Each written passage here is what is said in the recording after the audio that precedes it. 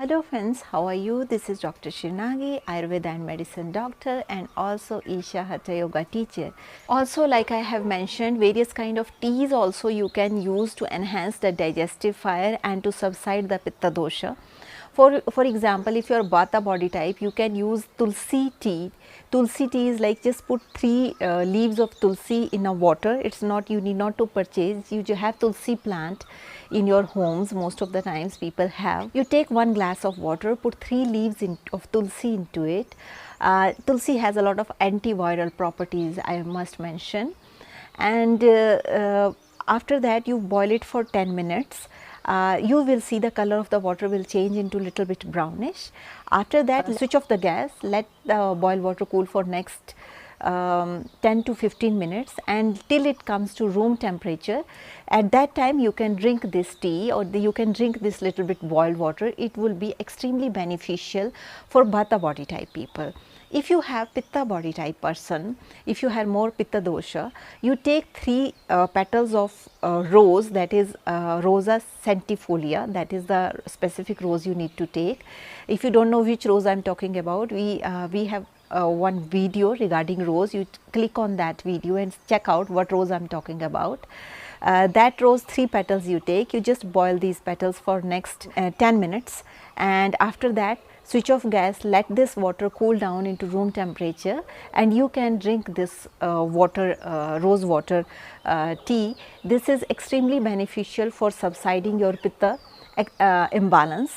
And if you are a Kapha body type person, then because the Kapha body type people are extremely prone to seasonal colds and more prone to sinusitis.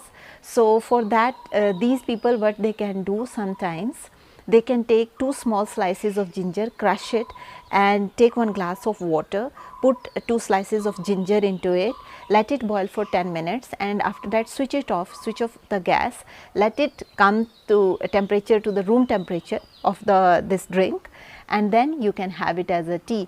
You can have it in once or twice a week, these kind of teas. It is extremely beneficial for enhancing your immunity and balancing your doshas. So, you can make use of it.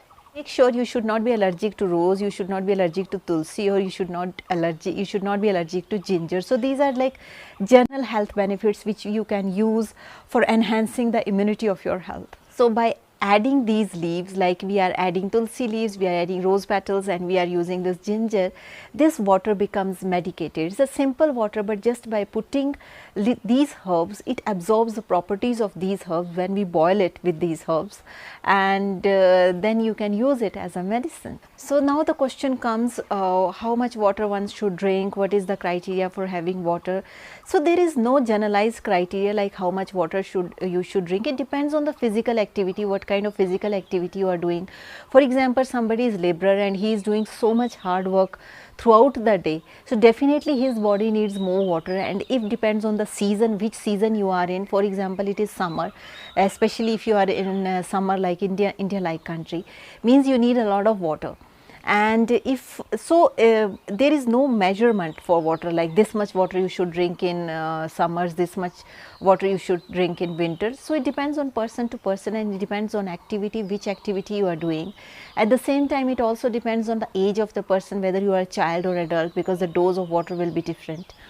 Also, it depends on what kind of body type you have. For example, the Kapha body type have naturally a lot of water in the system. So, they do not feel that much thirsty as Pitta people or Vata people, especially Pitta people. Pitta people feel more thirst as compared to Kapha body type people, because Kapha body type has natural water in the body. So, they do not feel so thirsty usually.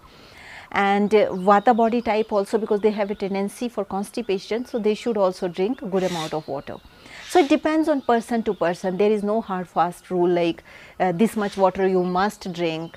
There is no such rule has been mentioned in Ayurveda, but it depends on the need of person. So, just be conscious, like just be conscious of your thirst centers, just be conscious like you want water. But yes, 2 glasses in the morning is good to drink, that lukewarm water, that everybody can use. And during the day, it depends on the working activity, what kind of working activity you have and what kind of food you are eating. For example, if you are taking a lot of salty food, a lot of food you are taking in which has a lot of salts, that means there is a natural tendency of the body that body will demand more and more water. So if you are taking anything excess salt, means you need to drink a lot of water after having food. But yes, after having food also, don't immediately go and drink water, because it will subside, it will diminish your digestive fire. Always wait for 45 minutes. After that your body will ask for water naturally for the process of digestion. So that time it's good time that you can drink water.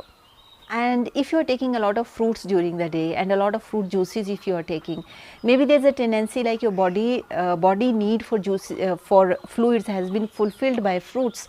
So that time, that means maybe you don't feel like drinking water a lot.